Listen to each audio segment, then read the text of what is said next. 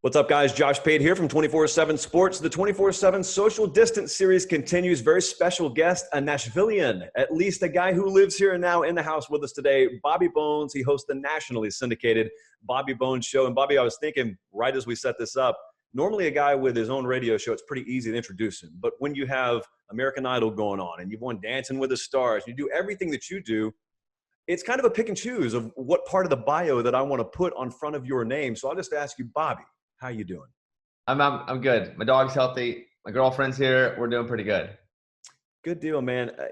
I guess it's kind of different if we lead this off with you as opposed to someone who works a quote unquote normal job. Like I said, you wear many different hats. And so everyone's personally been affected by COVID-19, quarantine and whatnot. But professionally, how radically has this altered your day to day? I feel guilty in saying sometimes that I've been thriving during this because, for what I do, I can do the radio show upstairs. Thankfully, American Idol I have a set. I'm actually sitting on my set right now. Oh, nice. We have quickly pivoted, and we were the first show to go and do these massive at-home competition shows. So we're able to do that. I host the Opry and produce that show on Saturday nights. And, we're just about to announce another new show that we've been creating. So, for me, I've been able to stay home for the first time. I'm not on the road. I'm not touring. I'm a stand-up comic. So I had been touring all the way up until this. And, I think for me, it's been great. But for a lot of my friends who are musicians, it really sucks for them because that's 90% of their income is going on the road and playing these shows. And who knows how long it'll be before they're able to actually hop out and make some money playing for a live crowd again. Yeah, how important, because you talked about being a stand-up comedian, you regularly mix comedy into pretty much everything you do. It's just part of your personality. And yet you find when we're in such a serious overall national or global situation, I guess comedy is never more important than it is then, but also how do you kind of find that balance of it's time to joke now, it's time to be serious now? I think there's never the exact right balance. And sometimes you overstep. I think that's part of always creating is not knowing the right answer. For me, it was weird at first because you didn't know much about what was happening. You didn't know much about the disease. You didn't know how much you should or shouldn't be talking about it. But, I messed up a few times. I think now I kind of have it down. I know what my audience wants to hear, and I'm not making fun of Corona a whole lot. We're actually, finding other things to make light of. And I'm writing a lot as well, not about Corona. So, and sometimes people just get tired of hearing all the death and sadness that's happening. And I think it's my job as I do my radio show every morning to make sure that, my listeners aren't exposed to that. If they don't want to be exposed to that, they don't come to me for that. It's also why I don't talk politics, because as much as I love politics, I'm as dialed in and eventually I'll run. But, I don't talk about that on my radio show because my listeners don't come to me for that. So, you gauge the audience, try to read the room, you miss a bunch. And if anyone says they knew exactly how to do it, I wouldn't believe them. But at this point now, we've kind of got it. We kind of figured it out. Now, you went down a road there, and I just want to look down the road. We won't go down the road, but I've heard you talk about that before. You've publicly said, hey, I'm into politics. Eventually, I want to run. Not talking it on my show, which I'm surprised more people don't understand the blueprint for which to do that. Do you have any kind of rough timetable in your head of, all right, when I'm 45, 50, 55, 60, or when does that happen? I had always said later, and until the last year or so, I'd had both parties in Arkansas reach out about the upcoming governor election, which is, the gubernatorial election is in roughly 2 years. They both reached out to kind of gauge my interest. And so I never thought I would run that quick, and I still probably won't. But, I think it could be any time. I could in the next 10 years or so. My goal isn't to be a politician, and I don't want to be a career politician, and I don't like career politicians, frankly, as far as professionally.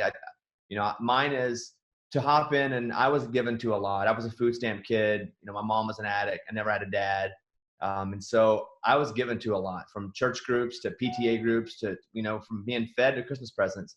And I don't feel like that, there's a voice by someone who's been through that for people that go through that.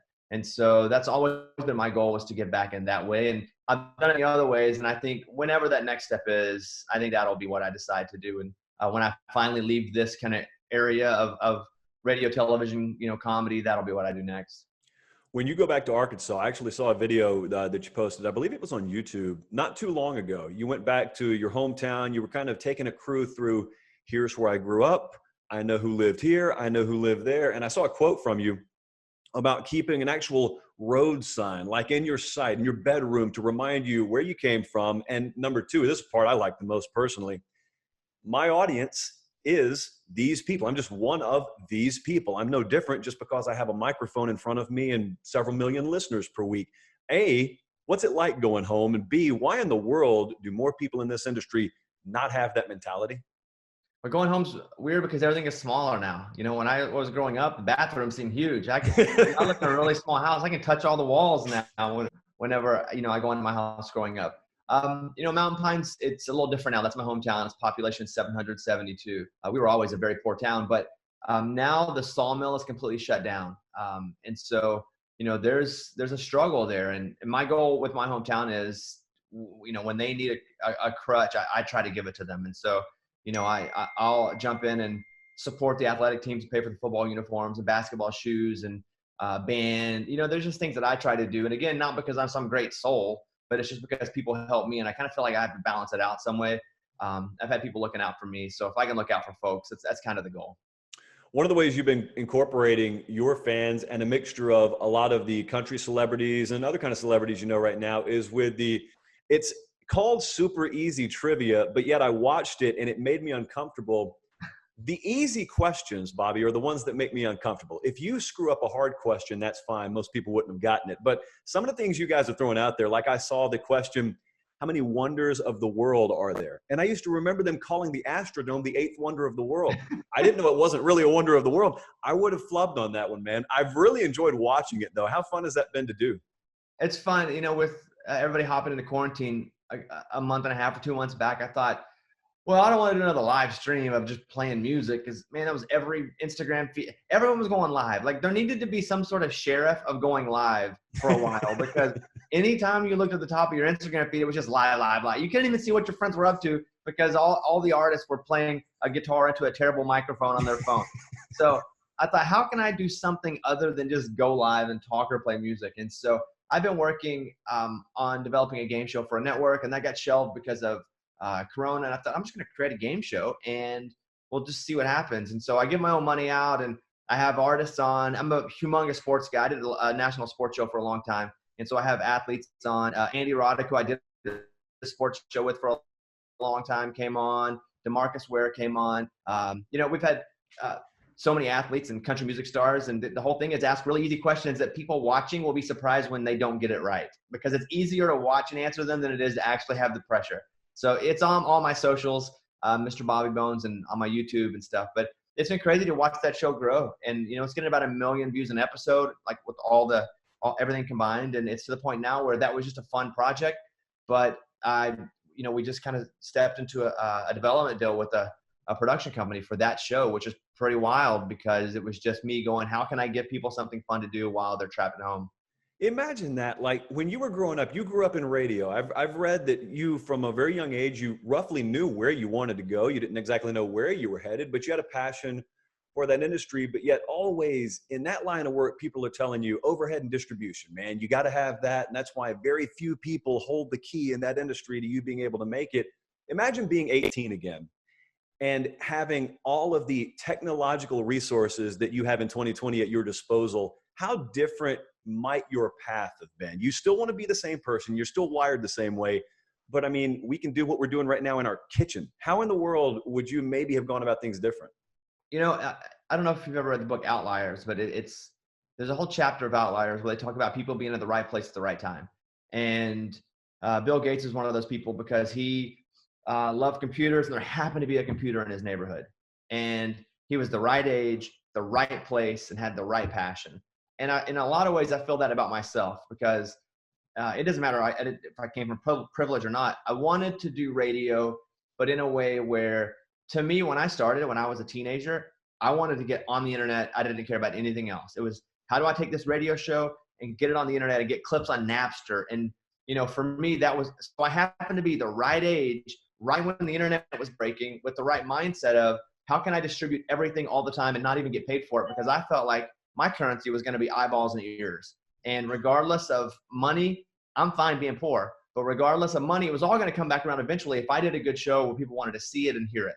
And that, for me, I was doing, YouTube TV early. I was doing radio, but on the internet, and and now everyone's doing it. But I think what worked out well for me, again, right place, right time, right age, was I just happened to be the guy that wanted to do a media distribution show that I could handle. And I was kind of on the cutting edge of it. So, I'm lucky, but also worked hard. I think it was a good combination. Well, instinct's really important there too. How often, if you're really fully invested and instinctively you know where you want to go and you're at the forefront of something like you talked about being, whether you're humble about it or not, you probably had people either behind your back or maybe to your face say, probably not the smartest path to go down. You need to stick to what's proven. How hard is it to hear that and then just keep going anyway? Oh, I still get that today. I think that'll be a constant. I think it's for anyone that considers themselves even somewhat of an innovator, you should be hearing that or you're not innovating at all. Like if you think you're breaking all these molds and people aren't telling you you're wrong, you're not breaking any molds. A little bit I go, man, if I'm not getting some pushback, I'm not pushing far enough. And like we mentioned earlier, there are times you can push too far, but I need to know that. There's never the exact right line. And so for me, today, even, folks in radio, some of them they get quite upset with me because of how I do my show and, ways that I promote others to do their show and where the industry is going. But to me, radio isn't just coming from a radio. It's coming from your phone. Anything that you can put through your ears, a podcast, anything that you can listen to me is just now the all-encompassing radio. Or TV to me is if you can put it on your phone or you can put it on your television, like a YouTube show is a TV show to me. And I think it's just, what we consider these different mediums. But listen, I'm lucky. I have a great support team. I think the right people have told me no so many times too that have inspired me. And, we watched episodes 5 and 6 last night of The Last Dance. And just to watch, Michael Jordan work that hard all the time and to even have crap talked about him by people. Like, he's pushing to a level that people aren't comfortable. And when you do that, that's when people start to go, all right, not the guy, but you should be not the guy to a certain group of people. That was very inspiring to watch too. Michael Jordan shows up to the Bulls and the Bulls were nothing to write home about in the NBA. I'm looking, and I want to be respectful here. I'm looking over your shoulder there and I see that Arkansas Razorback. And it's been a little while for Arkansas football. I know you're dialed in there. I know you're a big fan. Give me your overall sense of where Arkansas football is right now, and then hopefully where are they headed under Sam Pittman? With Arkansas football, it's been tough the last 2 years. I'm not going to lie. We had Bobby Petrino. We were on top of the world. We were crushing it. And then, he gets in a motorcycle accident, and you've seen the picture. You know the story. And we've had some really lean years. I hope Coach Pittman comes in, with him, he's the kind of guy that's going to build from the interior out. He put 2 linemen in the first round of the NFL draft this year from Georgia. We hope he'll do that at Arkansas. It'll be a slow process, but even with basketball, Coach Musselman, love the guy. He's just got such a passion. And he's such a smart guy. You talk about we have a top 5 recruiting class coming into Arkansas next year. So, I think that isn't hope all we have. I say that because we've kind of sucked for a while. Isn't hope all we really need and all we have? Hope springs eternal, man. This has been a real blast. Bobby Bones, you can catch him pretty much anywhere you look. It's been really fun, my friend. I hope you have continued success. And when we come out of this thing on the other end, hope to be able to talk to you again. Hey, thanks. I felt like the whole time you were going to start playing key. It looks like you're on a keyboard. It looks like you kind of got to, do some tiny dancer or something, but it never quite happened. Maybe next time. Well, the acoustics off this tree behind me, it's just, I just don't know how it would work. So you know how that is. Hey, good to see you, Josh. See you soon.